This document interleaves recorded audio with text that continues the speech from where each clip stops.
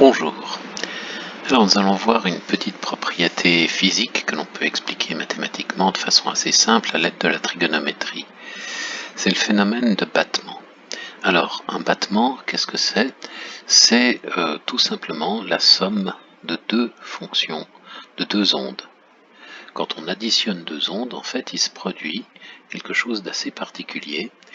Quand on émet deux sons de fréquences très proches, on a une impression de battement, c'est-à-dire une impression qu'il y a une autre onde, une onde qui ne devrait pas exister, mais qui est pourtant là. Alors, que l'on entend. Alors, l'idée, en fait, est assez simple mathématiquement. Si on regarde les formules d'addition des angles pour le sinus, on a sinus de x plus y égale sin x cos y plus cos x sin y, et le sinus de x moins y change le signe ici, donc il y a un moins qui apparaît. Mais ça signifie que quand on fait la somme de ces deux égalités, on obtient ceci, sinus de x plus y, c'est sinus de x moins y, plus sinus de x moins y, c'est 2 sin x cos y. Donc on a transformé une somme de fonctions sinus en un produit de fonctions trigonométriques. Alors en faisant un petit changement de variable, parce que c'est pas exactement ce que l'on veut, nous on aimerait voir sinus de alpha plus sinus de bêta. Alors posons alpha c'est x plus y et bêta c'est x moins y. On a des formules d'inversion, si on fait alpha plus bêta, on trouve 2x, donc x c'est alpha plus bêta sur 2. Et si on fait alpha moins bêta, on trouve 2y, donc y c'est alpha moins bêta sur 2. D'où finalement cette formule. Le sinus de alpha plus le sinus de bêta, c'est 2 fois le sinus de alpha plus bêta sur 2 fois le cosinus de alpha moins bêta sur 2. Donc, en conséquence, la somme d'une onde qui a une fréquence f1 et d'une onde qui a une fréquence f2, c'est un produit de deux ondes, une de fréquence f1 plus f2 sur 2 et une de fréquence f1 moins f2 sur 2. Alors, je vais prendre deux ondes à présent, histoire d'illustrer un petit peu. Je prends une onde de fréquence 1, une onde de fréquence 1,25. Alors vous voyez, des fois, elles se superposent, des fois elles ont plutôt tendance à s'opposer, là elles se superposent quasiment à nouveau.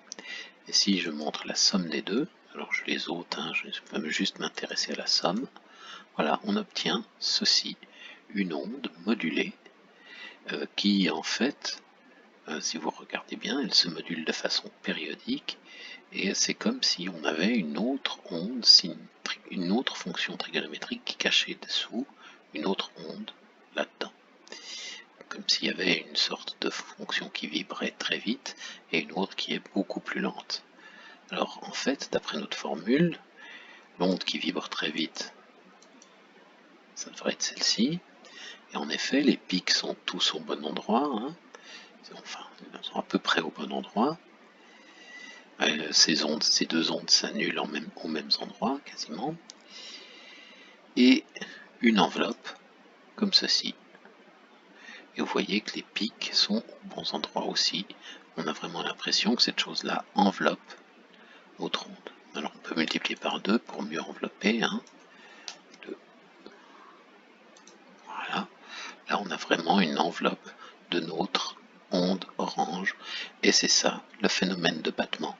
On a la somme de deux fonctions, de deux ondes, qui étaient de fréquence 1 et 1,25, nous donne en fait le produit de deux autres ondes. Une onde qui en fait est la moyenne des fréquences, donc là ça nous ferait 1,125 Hz, ça c'est l'onde violette ici, et autour d'elle il y a une onde qui est beaucoup plus lente, qui est de 0,125 Hz, ici la moyenne, la moitié de la différence. Donc on a vraiment cette impression, on entend cette onde enveloppe alors qu'elle n'est pas présente physiquement. Enfin, elle est présente, mais elle n'est pas, je veux dire, elle n'a pas été émise en tant qu'onde à cette fréquence-là.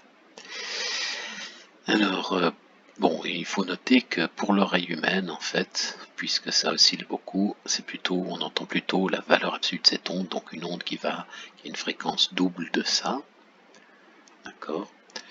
Donc on entend plutôt la différence des deux fréquences.